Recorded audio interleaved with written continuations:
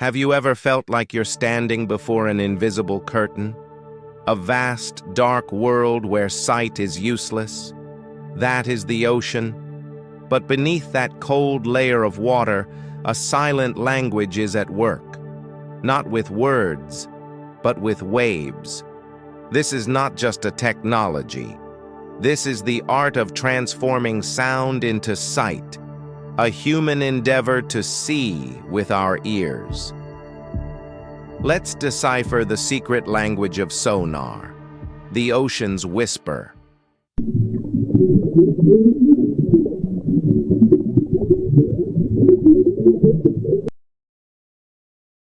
Sonar, short for S-sound navigation and ranging, was born from a fundamental need: exploration and protection. World War I. The urgent need to detect enemy submarines. The ocean was an invisible battlefield. This was the moment when ideas had to transcend the limits of sight.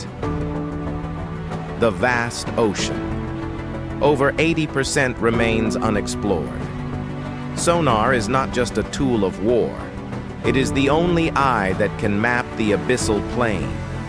Its inception was not a random invention, but a desperate and inspired effort by scientists who believed that sound could replace light. Sonar works based on the mechanism of emitting a sound pulse and listening for the echo. The time from transmission to reception gives us the distance. The frequency and intensity of the echo tell us about the shape and material. The early scientists and engineers faced a complex problem: noise and the distortion of sound in the aquatic environment. The development from active sonar, transmitting its own sound, to passive sonar, only listening, was a leap, requiring extreme sophistication. Passive sonar doesn't just hear, it analyzes. It filters out engine noise, propeller sounds, and fish calls to find the hidden sound of the target. This is a constant battle between signal and noise. It requires not just technology, but the near meditative patience of the operators. Sonar is the technical brush that paints the pictures of the seabed. From detailed topographical maps to the discovery of the legendary Titanic hull. In marine science, multi-beam sonar helps us explore the hidden geology beneath the waves, revealing underwater volcanoes, shifting tectonic plates, and the living landscapes of the deep. In fisheries, it guides us to vast schools of fish, tracing their movements across the ocean like patterns of living light.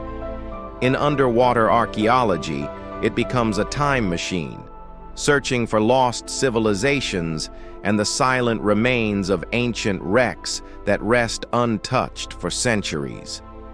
Multi-beam sonar doesn't just capture a point in space, it paints a complete three-dimensional portrait of the underwater world, detailed, precise, and alive with depth. Every sonar map is more than data. It is a digital canvas, a fusion of mathematics and art, composed of millions of reflected echoes. Each line, each contour, tells a story of terrain shaped by time and pressure. This is the power of sonar. It has transformed the ocean from a vast, unknowable void into a place we can finally see, understand, and explore. In the heart of the ocean's silence, there is one listener, a sonar operator. Surrounded by darkness, he listens to a world that others can never hear. The hum of the deep, the rhythm of the unknown, the faint whispers from below. He doesn't see the target. He doesn't see the enemy. What he sees are patterns, ripples of energy, threads of sound weaving stories across the screen. Every ping is a question cast into the void. Every echo, a reply from the unseen. Sometimes it's the signature of a seamount rising from the abyss. Sometimes a hint of something alive or something dangerous waiting in the dark. This is his world, a world built on faith in sound, patience in silence, and trust in instinct.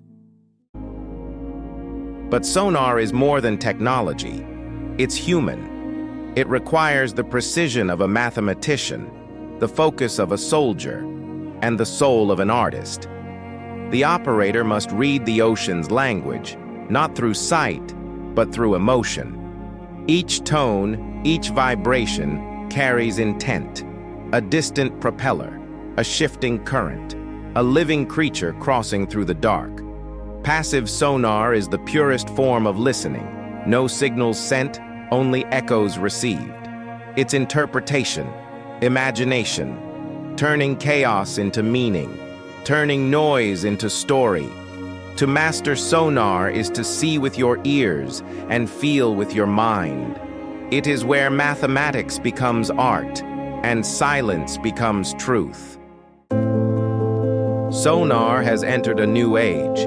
Side-scan sonar paints the seafloor like an artist, revealing ghostly shipwrecks, forgotten canyons, and landscapes once thought unreachable. Then comes synthetic aperture sonar, a technology so advanced it rivals the clarity of light itself.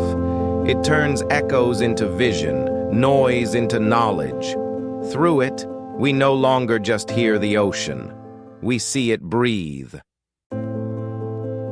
But the ocean is changing. The hum of engines, the clatter of construction, the endless roar of modern life. They fill the deep with noise. The sea once spoke in whispers. Now, even the whales struggle to hear their own kind. And our own sonar, once so clear, now fights to cut through the static.